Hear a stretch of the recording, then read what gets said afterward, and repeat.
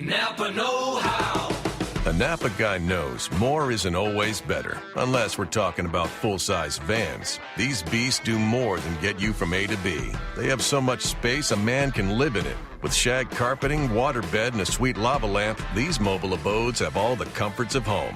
With quality parts and plenty of Napa know-how, you can keep the original tiny house running longer, stronger. That's Napa know-how. Napa know-how. Blog Talk Radio. Good morning.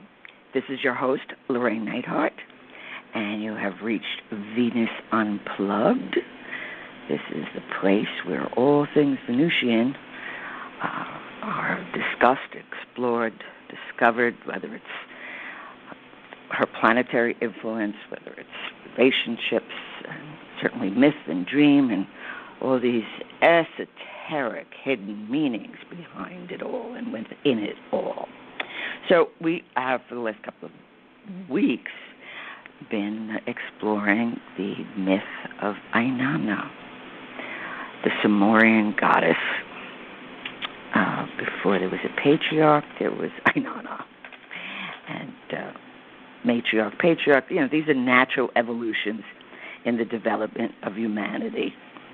It all had to happen, warts and all, the good, the bad, and the conscious. So we are at this place where, we've gone to Inanna, how she becomes queen and how she gives the me, which are the principles and the laws of civilization, and then she finds her honeyman, and then she has the sacred marriage. And then after all of that's done, she realizes, or it is time for her to go into the underworld to meet her dark sister, Ereshkigal. Now, Inanna is queen of heaven and earth. She's the co-creator. She is creatrix. Now, she is also a great warrior. See, in the ancient times, the goddesses weren't split. I mean, it was her, and actually Ereshkigal is part of her, who lives in the underworld.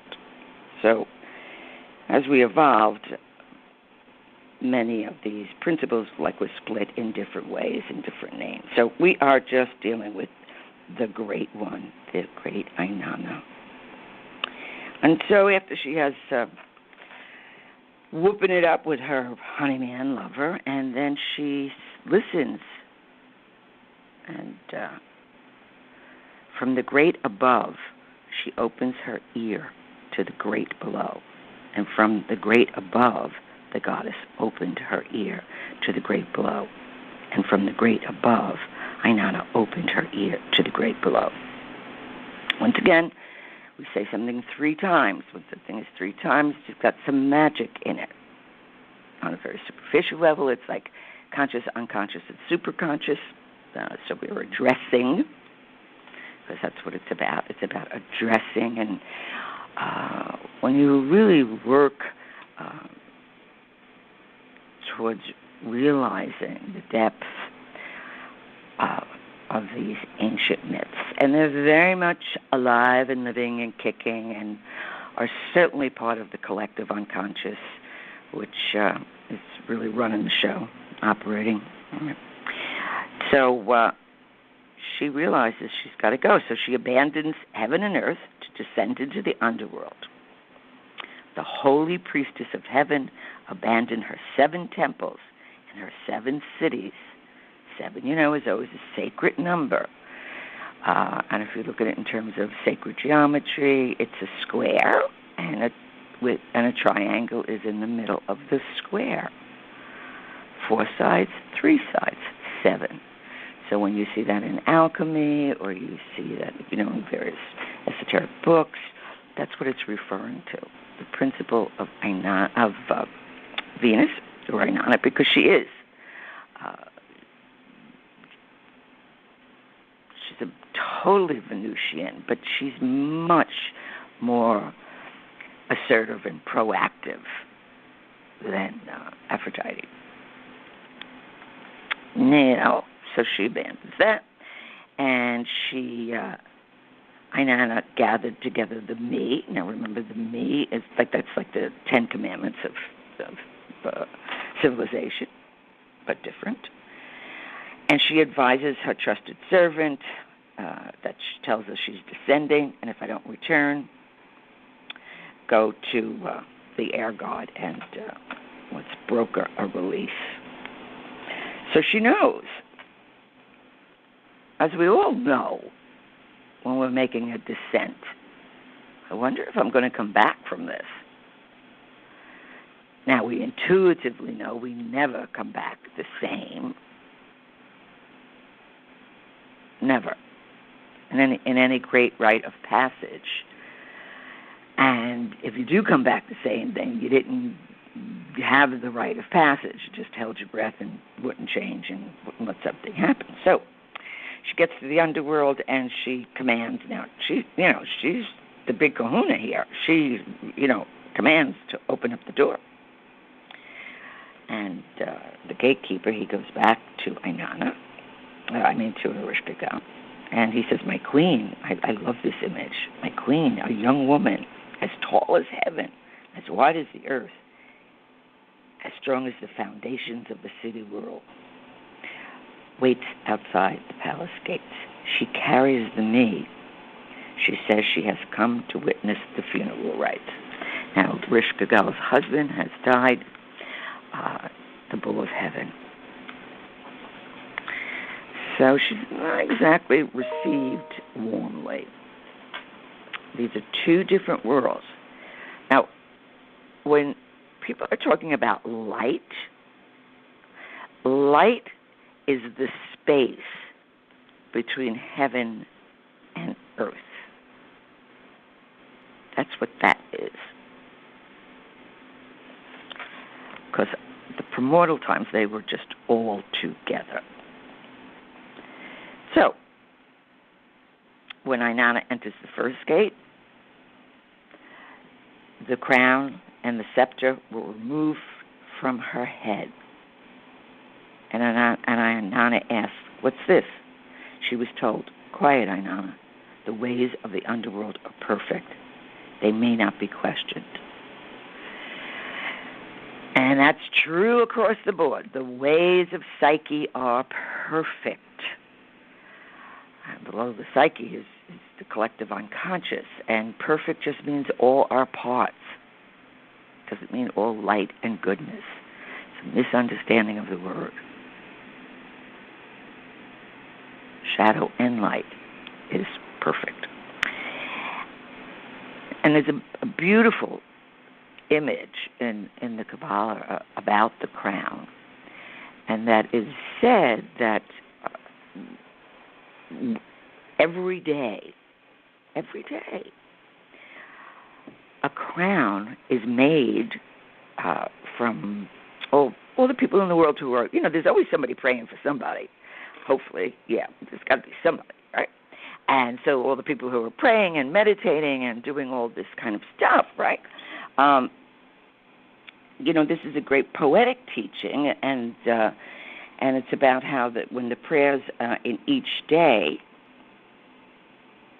are woven into a crown and then lifted up to the radiant mystery, which is the divine, right? And these prayers are made from the inexhaustible light, that space between heaven and earth, in our souls. And as the crown of light rises, it causes blessings to rain down on the world. And thus the world is renewed and preserved for yet another day. So it's an exquisite image. Can you imagine this, all the energy, and it kind of formulates into this magnificent crown. It moves up, and it's moving up. It becomes somewhat like a fountain and rains blessing. It is raining blessings on you right now, on all of us. So stand in the rain, take the blessings, get drenched, soaked by the holy waters of the rain. So then, and of course, this is also these 7, which is again a sacred number, can be referring to the 7 chakras, and chakras are the energy wheels that are actually in the etheric body. There's actually more than 7, but 7 is the well-known number. And when one begins to develop spiritually or develop consciousness, those wheels, and certainly if people are doing tantra yoga, those wheels get activated. I found out the hard way of how painful, because I didn't know anything about it, at one point in my evolution, my heart chakra began to open of its own accord. It wasn't like I was doing any yoga or anything. And it was excruciating pain. For months. Like about 4 o'clock in the morning, it would be like, I kept on thinking I was having a heart attack or an anxiety attack. And it was actually, thank God, my spiritual teacher was an incredible occultist, extraordinary gifted woman, and so she helped me. It didn't stop the pain, but at least it gave me something to hold on to contain the pain and not misinterpret it. And it was, like the bud, an atom was opening. All right. Now, when a chakra opens, in this case it was the 4th chakra of the heart, yes, you become even more aware of the love that really is operating everything. It's all of a sudden it's getting very high voltage. It doesn't necessarily make you a more loving person. That you've got to grow into, because there's a big learning curve on loving. And that's also something I discussed a few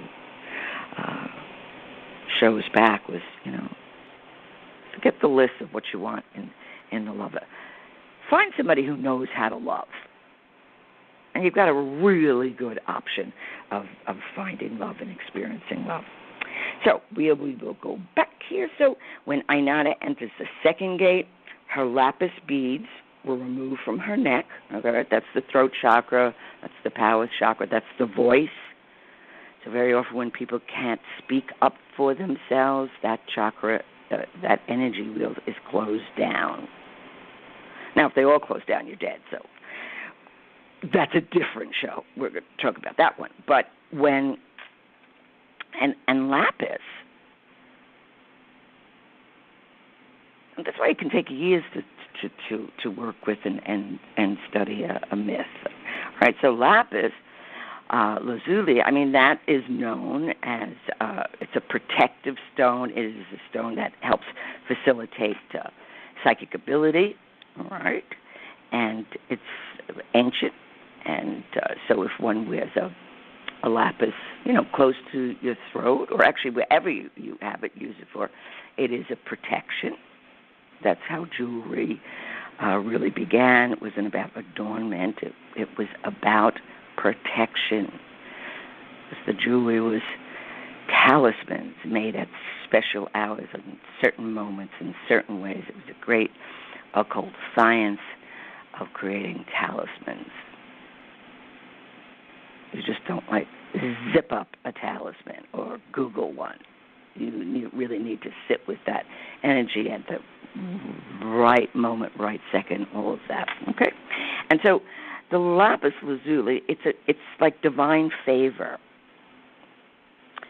It comes in the Sumerian, lapis lazuli was used extensively in temples and depicted the center, the active ingredient is its sacred power.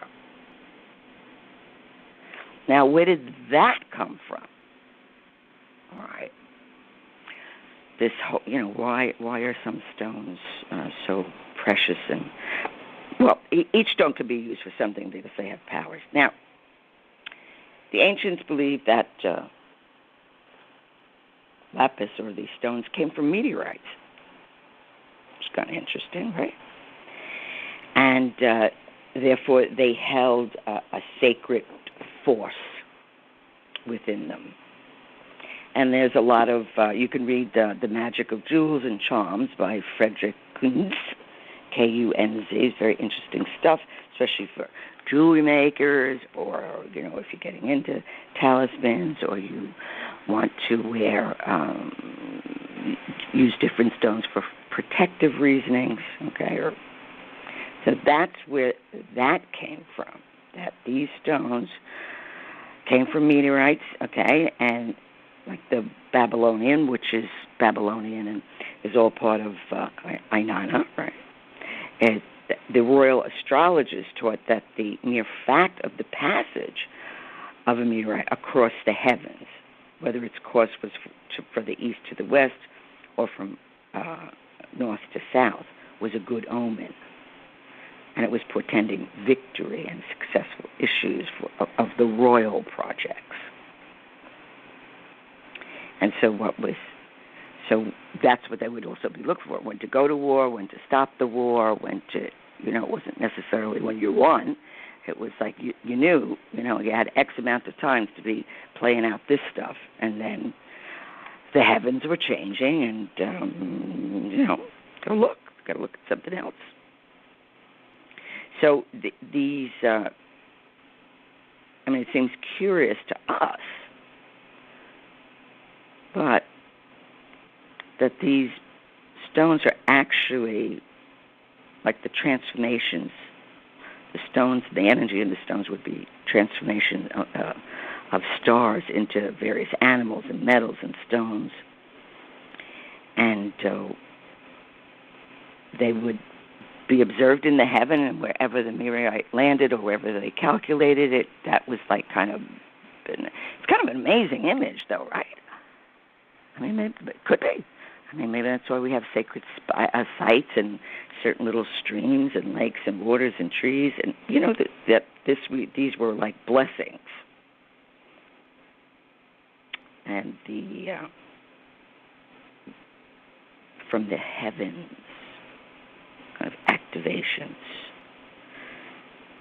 So the lapis lazuli was always a favorable omen. We still look for omens today, you know, whether we're looking at our daily astrology or find an angel penny and we get all excited, like, whoa, an angel penny. There's always a longing, I think, within people for the omen. Let me see. Am I here? You know, am I loved? This is what is so important. So this lapis, so she has this lapis, actually a few of her sacred accoutrements, okay, her powers. So when she enters the third gate, her double strand of beads was removed from her breast. All right, so here we've got the whole, certainly the solar plexus, which is the second brain. That's really where we're getting our information, our emotional information from. And with certain people, that's actually where their psychism comes from. It's more the solar plexus. Others, it's the third eye. Different places, different chakras, different experiences, and different gifts of perception. So when she enters the fourth gate, her breastplate, called "Come, Man, Come," was removed from her chest. Now, to have that breastplates were always made as talismans. They were very elaborate, so it wasn't just like a metal bra. It was just powerful and would protect her. And also, it's a pretty powerful image to see this woman as tall as heaven and as wide as earth. And it'd be some big-ass breastplate, that's for sure. So when she enters the fourth gate, the breastplate, and then when she enters the fifth gate, her gold ring was removed from her wrist. Gold is the color of consciousness. It's a precious metal. All true wealth comes from the earth, which is why wealth and money is feminine. So we get in there, we dig up diamonds and gold and oil and all those things. So, and it's a circle.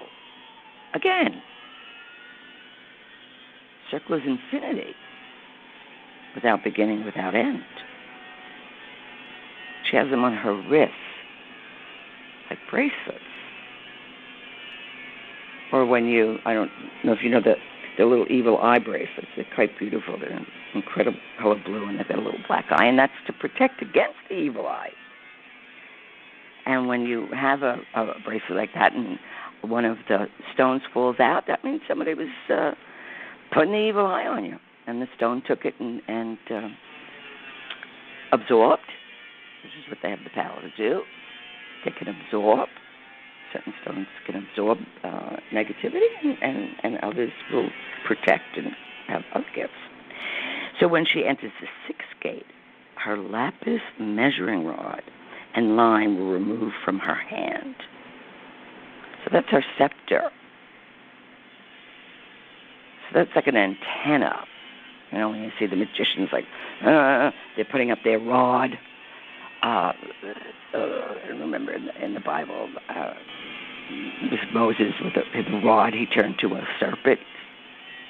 That's also where we get the serpent as healer. So she's got this, again, lapis, that gets taken away. So they're not fooling around. You're coming into the underworld. You're going into Arishka Gal's land. She's like, take it all away. And so she, when she enters the sixth gate, her lapis measuring rod and line was removed from her hand. And at each gate, Inanna asked, "What is this?" And at each gate she was told, "Quiet, Inanna. The ways of the underworld are perfect. They may not be questioned," which is excellent advice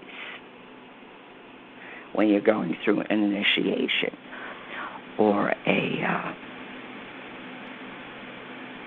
depression or something is, or giving birth, or, you know, you're busy doing something that you have no control over. It's perfectly human to ask, why is this happening to me? But the ways of the underworld are perfect. The ways of the inner world are perfect. So when Inanna enters the seventh gate, her royal robe was removed. Her royal white robe was removed from her body. So that's the light. You don't need any light when you're going into the underworld. Remember, the light is considered the space between heaven and earth. There's no place for it in the underworld. So naked and bowed low, Inanna enters the throne room. Arishka Gal rose from her throne. As Inanna started to walk towards the throne, the judges of the underworld surrounded her, passing judgment against her.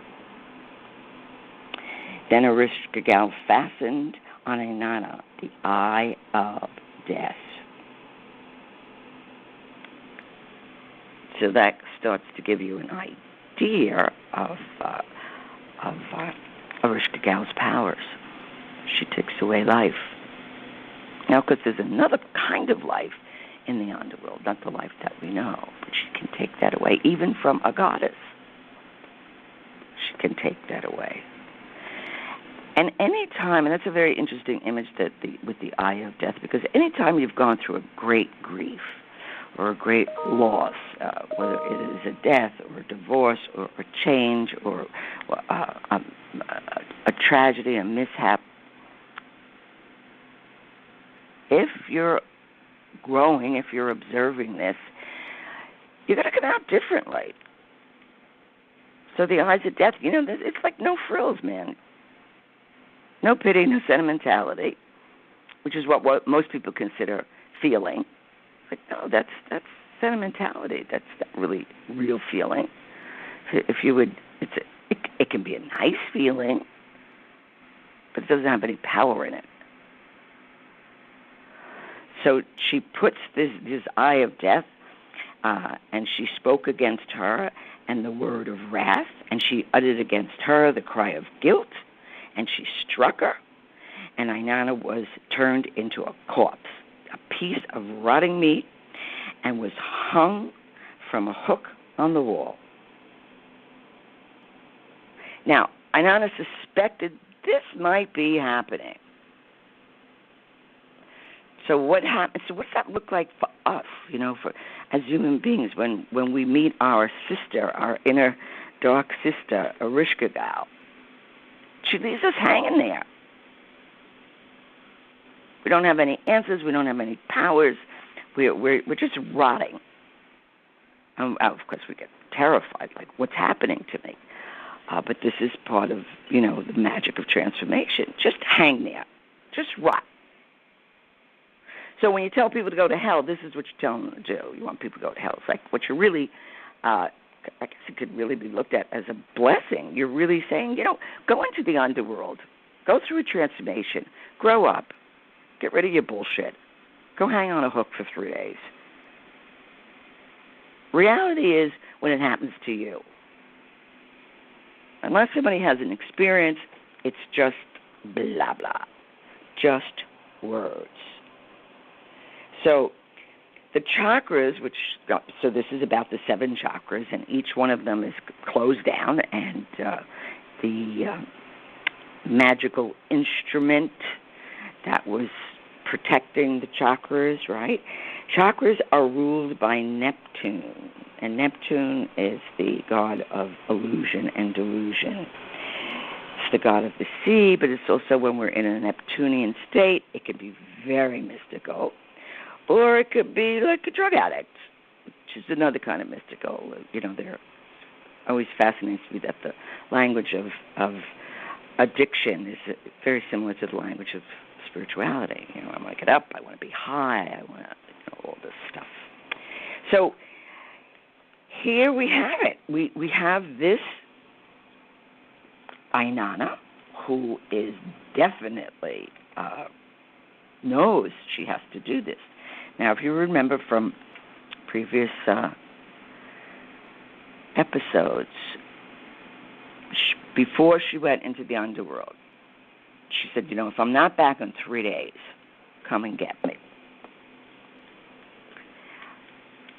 If you can, in life, give yourself 3 days before you answer. 3 is 72 hours, 7 and 2 are 9, and there's a completion. That gives you time to process. Very often you will have a dream or get information that you didn't know that you needed so badly, all right?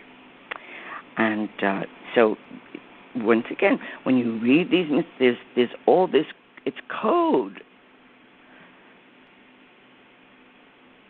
It's when you begin to recognize that, why the 3, why the 4, what is going on here? So with the eyes of death, what we can then begin to look at, we see life clearly. Because we have been initiated, we have hung and rotted, and what gets rotten, not the essential us, that doesn't rot, but all the nonsense, all the things we're attached to, all that, it dissolves. It doesn't serve its purpose, and that's what happens when we're in a state of initiation and transformation. So people want to be spiritual, which I think is marvelous, but very often they don't realize they're calling forth an initiation, and then, their life goes into, a river of shit, and they don't know what happens. It's because all the nonsense has to be dissolved and destroyed. And then you come out of that in a completely different way. And it's very difficult to tolerate the game playing or the lies or whatever it might be of people. Now, you don't get right about it, but just, like, wow, man, I see this completely different. And most of the time, doesn't make any sense to even tell people because they don't know what you're talking about, unless they've done a tour of duty in the underworld with the dark sister Ereshkigal. And Ereshkigal knows all the ways. This also refers to the seasons when nothing is grown, everything is dark and fallow. I mean, then Ereshkigal's up. She's in charge of these seasons and these changes. So when we look at the way of Ainana in our personal life, even if you don't really quite grasp the eyes of death, what would that look like, the eyes of death? Okay, we're done. Bye.